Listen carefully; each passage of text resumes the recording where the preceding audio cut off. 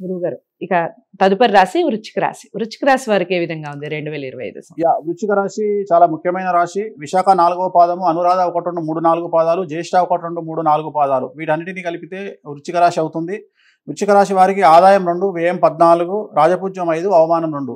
వీళ్ళకున్న ఒకే ఒక సమస్య, ఈ సంవత్సరం వృశ్చిక రాశి వాళ్ళకి వచ్చిన ఆదాయం కంటే ఖర్చు ఎక్కువ, అంతే తప్ప ఇంకా వేరే సమస్యలు ఏమీ లేవు. అంటే ఆ ఖర్చు కూడా పెళ్లిళ్ళ కోసమో, శుభకార్యాల కోసమో, ఇల్లు కొనడం కోసమో, బోటికి పెట్టడం కోసమో, బంగారం షాపు బంగారం కొనడం కోసమో, జాగా కొనడం కోసమో, సో ఏదో ఒక దానికోసం ఖర్చు పెట్టి అభివృద్ధిలోకి రావడం కోసం ఖర్చు పెడతారు తప్ప వృధా ఖర్చులు ఈ సంవత్సరం ఉండవు. సో వృశ్చిక రాశి వారికి అనుకూలంగా ఉంది.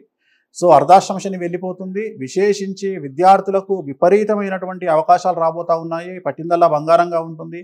మీరు అనుకున్న దానికంటే మీరు 100% డెవలప్మెంట్ అనుకుంటే 200% డెవలప్మెంట్ ఉంటుంది ఈ సంవత్సరం విద్యార్థులకు. అలాగే ఉద్యోగస్తులకు ఈ సంవత్సరము చాలా విశేషించి యువకాలంగా భావించాల్సి ఉంటుంది. భూ గృహ స్థిర చర ఆస్తులు కొంటారు, అంటే కార్లు కొనుక్కుంటారు, గృహాలు కొంటారు, భూమి కొంటారు. సో ఆ విధంగా ఈ సంవత్సరం అనుకూలంగా ఉండబోతా ఉంది ఈ రాశి వాళ్లకు. అలాగే స్వగృహ నిర్మాణం, ఎవరైతే ఇల్లు కట్టుకుందాం అనుకుంటున్నారో ఆ ఉద్యోగస్తులందరూ ఈ సంవత్సరం ఇల్లు కట్టుకునే అవకాశం ఉంది. రైతులకు సంబంధించి 2 పంటలు కూడా పూర్తి దిగుబడి వస్తుంది, ఆదాయం పెరుగుతుంది, రుణాలు తీరుస్తారు, ఇంట్లో శుభకార్యాలు నిర్వహిస్తారు. అలాగే ఈ సంవత్సరము క్రీడాకారులకు చాలా అనుకూలంగా ఉంది. పెద్ద పెద్ద వాటిల్లో అంటే నేషనల్ లెవెల్, స్టేట్ లెవెల్లో మీకు అవకాశాలు దొరుకుతాయి క్రీడాకారులకు. ఖచ్చితంగా అవకాశాలు దొరకడం వల్ల వాటిలో ప్లేస్మెంట్స్ ఉంటాయి ఈ సంవత్సరము. సో ఖచ్చితంగా క్రీడాకారులకు అనుకూలంగా ఉండబోతా ఉంది. సినిమా ఇండస్ట్రీ వారికి విశేషించి యువకాలంగా భావించాల్సి ఉంటుంది. చాలా చాలా అనుకూలంగా ఉంటుంది. సినిమా ఇండస్ట్రీ వాళ్ళకి అవార్డు రివార్డులు ఈ సంవత్సరం ఉండబోతా ఉన్నాయి. సినిమాలు తీసే వాళ్లకు విపరీతంగా ప్రొడ్యూసర్లకు డబ్బు ఈ సంవత్సరం అనేది కనిపిస్తూ ఉంది.